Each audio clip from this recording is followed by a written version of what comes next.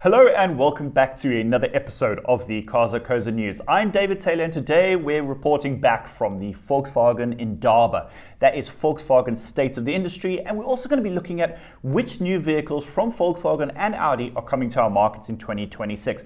And guys, before we dive into this news, let me just remind you, Cars.co.za has over 73,000 used and new vehicles for sale. Right, keys in the ignition, let's go. It's Cars.co.za here in another Cars.co.za production starring Cars.co.za and Cars.co.za. In this country, we don't just drive cars, we love cars.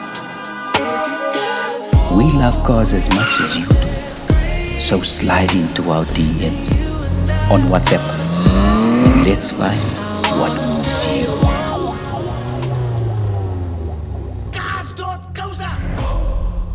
So as a refresher, Volkswagen Indaba, what's that all about? This is basically Volkswagen Group Africa's state of play. This is their plans for 2026, what they did in 2025, and it's also a chance to get a preview of the hot new metal coming to market in 2026. But before I dive into new products, I actually want to talk about all the headlines that have been floating around on all the news platforms. Things like make or break for Volkswagen in 2026. And yes, I understand there's been quite a bit of panic.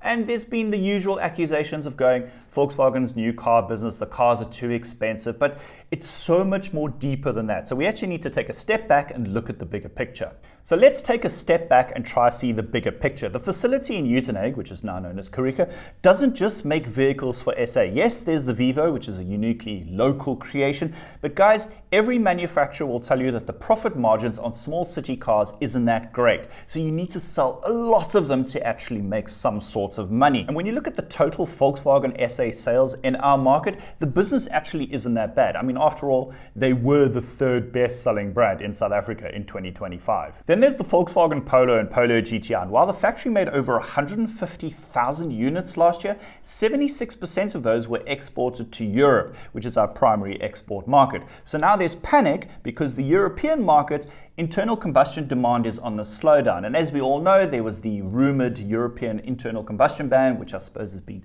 phased out, and they're now basically trying to reduce as many emissions as possible. So Europe is actually heading towards a hybrid and a battery electric future. And with the factory, its number one market being on the decline, this does not look good. And this is why it's worrying. So now why suddenly are we all panicking in 2026? Now the key word here is time, because Volkswagen Group Africa will need to go to Germany and pitch to the board and go, right guys, we're not planning for 2026 or 2027, we're planning from beyond 2030. So what are we going to be doing in the next decade? And this is where the panic is. Because you can build cars today, you can build cars next year and so on, but we need to plan for the future. So locally, we're going to see the Vivo stick around and we're likely to see another update of the Polo.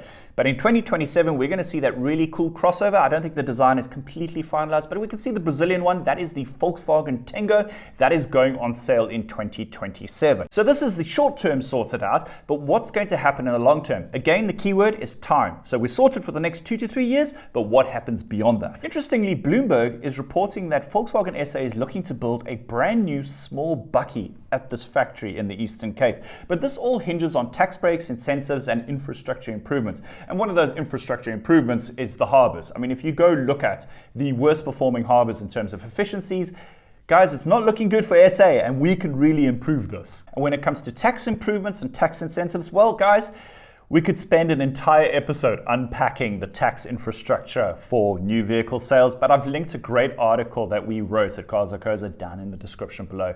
It's really scary when you consider that between 40 and 55%, thereabouts, that is how much tax you pay on a new vehicle sale in our market. As for the small bakkie, guys, this is where suddenly every South African sits up and goes, hello, tell us more, small bakkies, we like these things, give it to us, give. On your screen right now, this is the story that Ryan wrote a couple of days ago. This was shared by Volkswagen Brazil. This is the Volkswagen Toucan. Little teaser image giving us a little bit of an idea of what's going on there. I think a yellow bakkie, that's right up my alley. I want to drive this. So fingers crossed we get to see this thing in our market. If you go back a couple of years and look at something like the Volkswagen Touareg concept, 2018, thereabouts, I think this is going to be pretty much the production version of that. So Fingers crossed, I really want to see this thing being built in South Africa. Okay, that's enough business analysis, and on the serious stuff, guys, you're here for the cars, you just want to see new cars. So let's talk about what Volkswagen SA is bringing to market this year. Available to order right now, you can pop into your Volkswagen dealer and put down some cash money. You can get this, the Volkswagen Golf GTI 8.5, 195 kilowatts, priced at just over 900K. And guys, I promise you, we will be reviewing this on the channel very, very soon. 2026, Volkswagen will be finally joining the plug-in hybrid club, T7 Caravelle, that is the plug-in hybrid bus. Very interesting powertrain here, 1.5 turbo petrol, 130 kilowatts, 85 kilowatt electric motor. So this is going to be one of the most efficient buses in its class, I think. Pricing, well, I estimate this is going to be north of 1.2 million. What I find very interesting about the T7 Caravelle is it's not the shared architecture with Ford. Instead, it's still using the MQB platform. Now, as a reminder, MQB, that's a Polo, that's Tiguan, that's Tayron, and it's also the bus. So high five, well played with the versatility and modular platform. Onto the second half of 2026, second generation Volkswagen T-Roc locked in for SA. It's a bit more practical, a little bit cooler looking than the old one. No indication on price, no indication on powertrains. I reckon they're going to retain the 1.4 for the entry-level spec, and then they're going to bring in the 1.5 mild hybrid for the higher spec. The rest of the VW portfolio will be gaining some additional content that's features to you and I, and the derivatives will be expanded. Let's start off with the Polo Vivo. I mean, supremely popular car. That's going to be getting some extra content in the form of a PDC, that's rear park distance control, reverse camera, and additional safety features like curtain airbags. Now, as you know, global NCAP, the safety standards, they increase in strictness every year, so VW is hoping that the Polo Vivo retains its safety rating.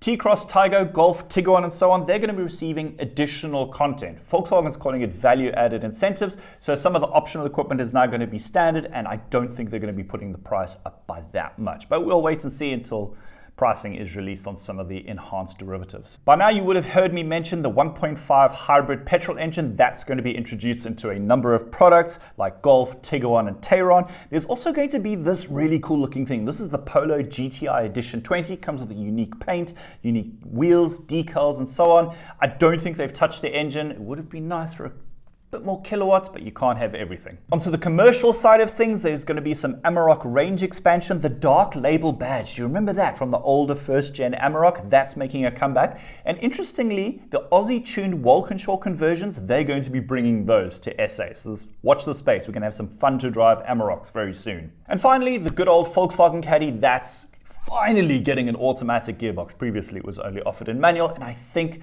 given the quality of a Volkswagen automatic, this is what you want. But by now, you're probably sitting there going, Dave, there's a vehicle missing. And yes, you are right, the Volkswagen Golf 8.5R.